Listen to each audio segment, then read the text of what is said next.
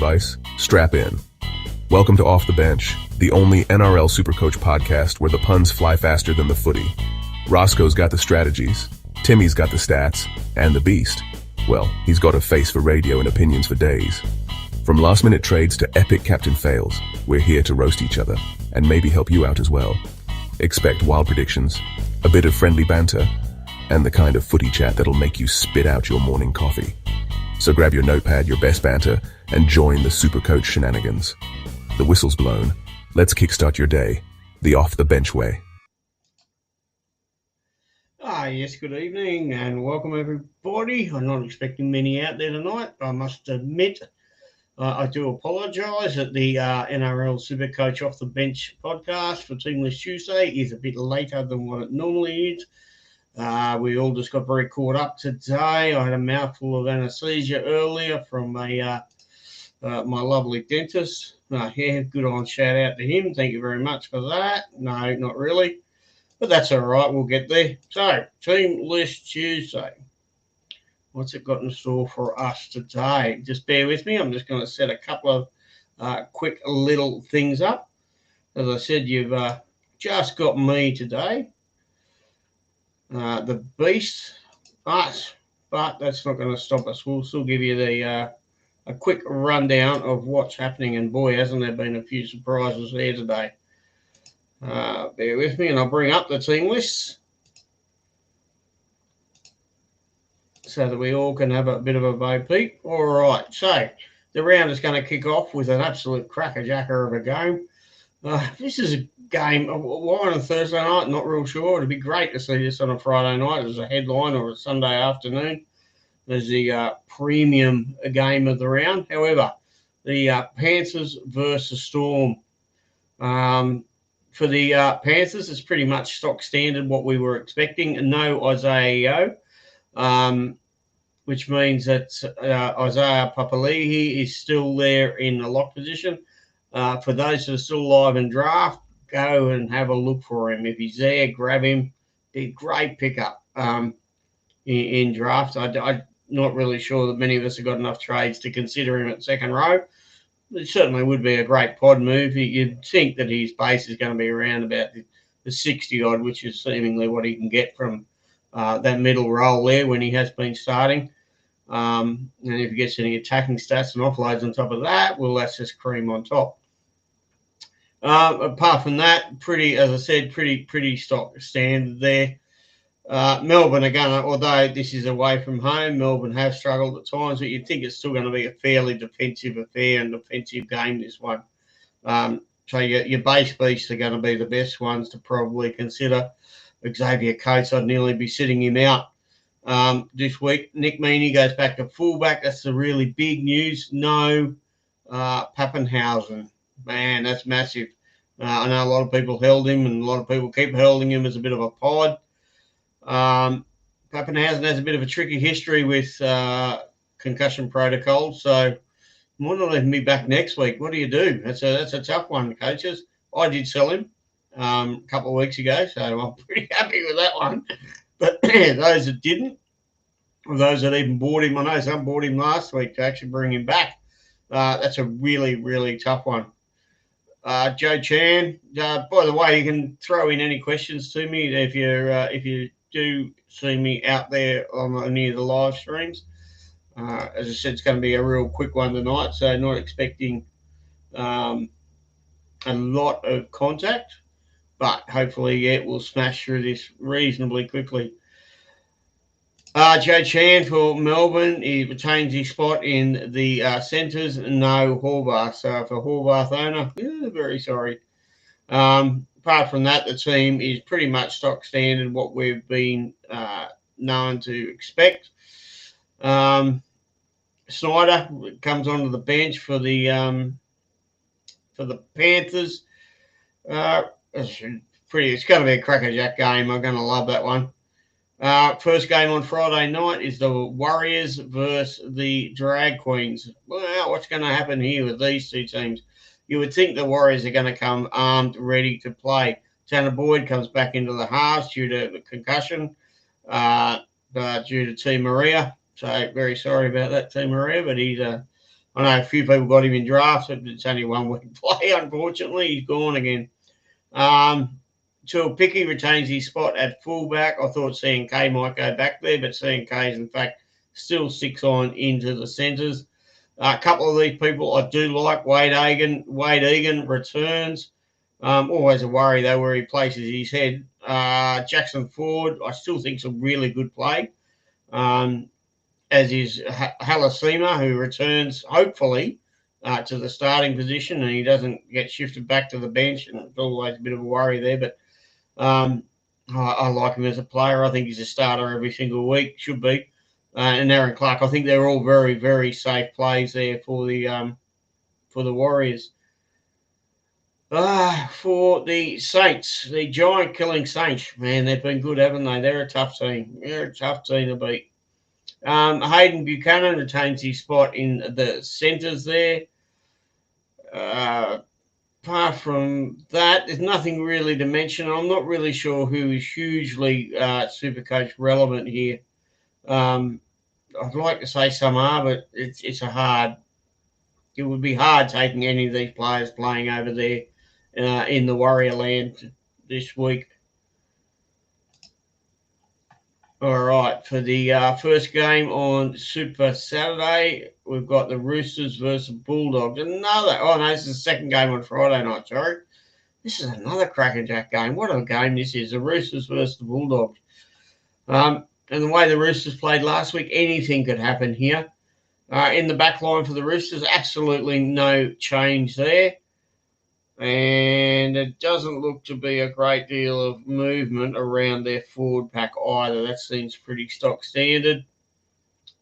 Carraz is still being named at fullback for the Bulldoggers. Rikarama retains his spot at number 2 there. Tuala still retains his spot as well on the other wing, as they still wait for players to become available, fit and healthy. As what has been happening, Bailey Howard is going to start on in the hooker position, with Reid Mahoney seemingly on the outer there at the club to be coming off the bench. If you're after a second row there was quite a few second row problems out there this week. I've seen quite a few of my mates' teams, quite a few teams that cannot field a second row this week. So either of the Bulldog second rows I would be considering. Highly considerable. If you can afford them and you need to plug a hole there, there's certainly 2 options that you should be whacking in there. Apart from that, not really a great deal much more to say. The Cronulla Sharks versus Titans. Now, this is the first game on the Saturday. The Sharks' performance last week just disappointed me, but they've been like this all year. They're on, off, and you look at the round matchups that they got coming up, and you go, oh, yeah, they're going to kill that, and then they just put a performance in like that. That was just pure and utter pus last week. No other word to really describe it. So Hiroti is returned for Jesse Ramien. Jesse Ramien's apparently out for 3 or 4 weeks now. I actually like Ramien's this week, but anyway, he's gone. Hiroti comes back. Katoa at just over 400k. He's another one that if you're looking to win a head-to-head and you want a bit of a pod difference, I don't mind him there. But yeah, so Hiroti in. Katoa looks good. Ronnie is Ronnie. God only knows which Ronnie's going to turn up. We hope he has a bit of red mist over his eyes and he goes a bit mad. That's what we'd all like to see. Billy Burns is in second row for Britton Nakora, who is out. Teague Wilton, another second row pod option.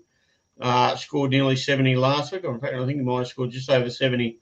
Will be the main attacking 2 RFs that they will look for now. And he's running some lovely lines. He will get a try or 2 fairly shortly, surely, with those lines that he has been running, and they do look lovely, the lines he's been running. For the Titans, Phil Sammy comes back into the centres, not onto his favoured wing, although he's one of these players that does swap around a bit, can defend in the centres and then attack on the wing and push his winger back inside and So it can be a bit funny that way. Big Tino is back in the 13 for the Titans. That's a surprise to all because we weren't expecting him back. He's another one very nicely priced. If you've got somebody like a Lockie Hubner and are really battling this week to get a decent second row forward, I'd highly consider that trade because it's not going to cost you much more to go from one to the other. There's a few others out there that are pretty priced, neutral that are. But Tino is certainly one. I think it's probably going to cost you about 80 grand more or something like that. But I'd be considering him, that's for sure. And Mo Fodawaker slips back into the front row. Certainly, although Titans have been going pretty well, but that is a much better forward pack than they have been putting up of recent weeks. Although they have had some wins, so we can't really complain too much about how they've been going there. All right, just bear with me. Good evening, Ross. Ross has said good day. Ross was down at Bateman's Bay. He's apparently he's out for Chow Min tonight. Hey, Ross, getting into that Chow Min down there in old Bateman's Bay. Mate, you enjoy your holiday while you're down there. Don't do anything I wouldn't do. All right, the second game on Saturday is the Broncos versus the Dolphins. A bit of a local derby here, I guess you could call it now. Reece Walsh still back at the back. Karapani has been renamed. He's made a return. Should call him the Lazarus of the NRL. He's come back from the dead and he's back into the team. It's just so much to go over in this team. I mean, the halves pairing, I'm just not certain about. Billy Walters and Ben Hunt. Ben Hunt was always expected to be there. But Billy Walters certainly has been in good form during the year. The forwards, probably it's not a bad forward pack that they've put forward. Corey Jensen in on one bookend to mix it with Payne Haas and Corey Pates to start at hooker. You've got so many hookers and that everywhere here. Tyson Smoothie as well on the bench. It's pretty mad. And then if you go down into the reserves, they've got Arthurs, they've got Jock Madden. It's certainly got some options there to come in if they do wish to put forward an extra. If they don't want to run with Billy Walters and Billy Walters goes back to the bench and Smoothie might drop out. I wouldn't mind betting there's some sort of a weird and wonderful change there. The new fella, Tavita Nafahu, he continues on his merry way there as Herbie's replacement at the Dolphins. No other changes there, although that wasn't even a change. That's just the same as what it has been. Kurt Donahue lives to tell the tale another week, and let's see if he gets a bit of red mist this week and goes ballistic and do what he has been doing, along with Orbelix, who has got the number 10 spot to start there. Some very decent bench though for them. I mean, have a look at that. Ray Stone, Connolly Lemuelu, Josh Kerr, and Kenny Bromwich. That's a good bench. If you compare that to what they're putting out there at the Broncos of Tyson Smoothie, Kobe Hetherington, Ben Tolte, and Jaden Hunt. Oh, yeah, wow, that's a really solid bench for the Dolphins. I'm expecting a very tight affair here. I don't think this is going to be one-way traffic. It wouldn't surprise me if the Dolphins actually came out on top. Not the worst team at all that they've named up there. All right, next game, the final game on Saturday night, Rabbitohs versus the Eels. Yeah, it's not exactly the spoon bowl. We've had that one, been and gone. But I think my personal read of this game is that the Eels, he's playing with the team a lot, but I like what they're starting to produce. Josh Adokar on one wing is certainly a very, he could be a very good option. If you want a pod, there's the ultimate pod. It just screams it. I forget, I was meant to go have a look at his figures, but I think he does have some sort of a mad average on there at this time of year. off memory serves me right. But yeah, Josh Adokar could be certainly an extreme pod there, and has been going very well over the last few weeks. Has had Jermaine Hopgood. There's another one. You could go Lockie Hubner, right? Lockie Hubner's not even named this week, right? So Hubner's left, right, out. So you could go Hubner if you own a Hubner and go down to Jermaine Hopgood. And Jermaine Hopgood over the next few weeks is going to be making some good coin. Him or Jack Williams is the other one, but Jack Williams is going to cost you a little bit more. But for those second row problems, either of those two are going to suit you quite well for the run home. Over there at South Sydney, Jai Gray has been named at fullback again. Latrell Mitchell is still in the centres, hopefully to feed Alex Johnson some more good ball. That's what all their fans will be wanting, no doubt. Ashton Ward comes in as the number 6, with Jamie Humphries at 7. It's a bit funny, but anyway. Tallis Duncan. Now, Tallis Duncan has been scoring 80 points. He's been averaging in his last 3 games when placed on an edge. I forget the other games, but when he placed on an edge, he's been averaging 80 for his last 3 edge roll games. Named on an edge here. Another one that if you're second row problems, although I hate almost mentioning South Sydney and a possible Supercoach player, but you can't dispute the figures sometimes. Tallis Duncan, it's just killing it on an edge there. So when he gets the opportunity, why he doesn't get more opportunities, I don't know. But the Brandon Smith is in the interchange. That's if he gets past the security in Redfern and they let him into the ground. So I still don't really know what happened there, but anyway, I guess we will find out at some point. Lewis Dodd's still named down in there at the reserves, and Ashton Ward to start. If Davey's out there, let me know a bit about this Ashton Ward, mate. I don't know too much about him, so if Davey's having a listen, let me know and see what's going on, mate. I don't know much about him, so that might take a little bit of investigation. Oh, my God. Here we go. Tigers versus Eagles. Anyone could win, and literally any team could win this. No idea. This is get a coin in the air, flip it around. Certainly, I think it'd be a good game for try-scoring multis because I reckon there might be a few tries here or there, but it will not be a good game to pick a winner. So don't even go on the line bet. Don't if you're having a punt in this game. No lining, or do not put a straight-out win bet on. Very difficult. Right, for the Seagulls, Tom Trbojevic goes back to fullback now, but Lehigh Hopewadi is named to go back onto the wing. I much prefer this setup. That's probably what they've named there this week. Their best back line they've named for probably 8 weeks. Yeah, at least. Very good back line. The forwards, well, they're rubbish. Sorry, Manly, but that's not good. Matt Lodge, Takiaho.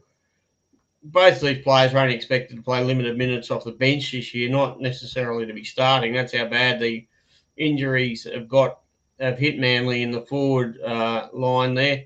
Ben Trbojevic does make a return to the team, coming back from his concussion protocols, etc. Jake, of course, he's out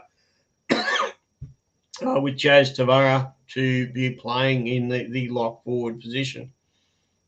Again, in draft, if you're searching around for a hooker, Jazz Tavara playing number 13 for Manly this week probably would be, if you don't have a hooker, then it probably would be a nice one to whack in there. Again, I'm not real sure about the interchange. Tommy Talau, Caleb Navale, Ethan Bullymore, and Tafawa Sipley is not a very flash-looking bench, and it's a little bit sort of odd too in some respects. Over at the Tigers, Shareen Buller, of course, he's a couple of games back now from his injury. It's a very settled-looking team. They're coming back from a week off, so hopefully the week off means that they're ready to rock and roll. Adam Dewey takes up the number 7 role, with Jerome Luai slipping over into the number 6. Quite interesting there, but that's... Dewey's played every other position in the back line this year. Why not the number 7 as well? And the interchange, it looks fairly good. Roy Sun's been recalled. Latu Fainu, Charlie Murray, and Tony Sukar. We've seen several of those players at intermittent times this year, not really relevant for Supercoach at all. And to finish the round off, we have the Cowboys versus the Knights. Another one that you like. Which Cowboys team's going to turn up? You think playing at home, you would like to be strongly favouring Cowboys.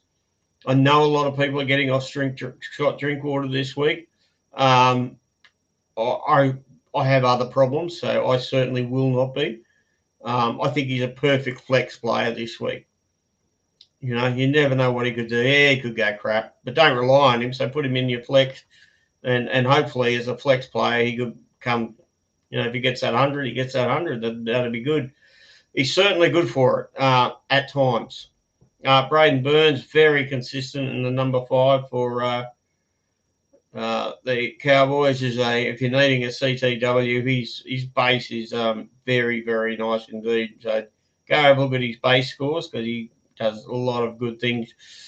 A lot of the Cowboys' problems are coming through the forwards, but they're coming up against a forward back in Newcastle that has had their fair share of problems. Thomas Cant for Newcastle goes back into the team on the bench. Matt Arthur is back to a bench role as well. And Jermaine McEwen anchors down that number 11 spot in the pack. Other than that, it's all pretty stock standard with Tyson Frizzell at number 13, Kai Pearce-Paul on his usual edge, and Jaden Brayley to start the game from hooker. And in the back line, here's one for you, Connor Vitano. Again, a name that's caught me out. I should have been studying my New South Wales Cup a bit more, but I honestly thought Dane Geigai had that position for the year. So Dane Geigai owners, I'm very sorry. He might still go quite well here. Just don't know. Depends if he can get some try assists off to his outside there, man, in a big Dom Young. But the whole Dom hasn't really been killing it lately. So that will be very interesting to see with Jake Arthur and Jack Cogger to do the halves pairing again. So that's it for Team List Tuesday. I hope that gives you a little bit of a rundown. I said I know there's nobody around really all that much. Thank you very much for those people that have quickly tuned in. If you've got any questions, throw them into me. Otherwise, stay safe. Have a great, just bear with me. I didn't realise that was on that. That occupied the whole screen, but that was all right. This is what happens when you're on your own. You miss things and you're looking at all these other things going on. So my apologies to those people who watch you on YouTube, but you could do better things than to watch my ugly head. The team list was certainly more attractive. This week, have a great week. Good luck if you've got the week off in your head-to-head finals. I know I do in a couple, and in another couple I don't. And then I'll kick out of all the rest of them when I was in that. Hence has been my year. Just can't get the captaincy right. I'll probably start coming good now.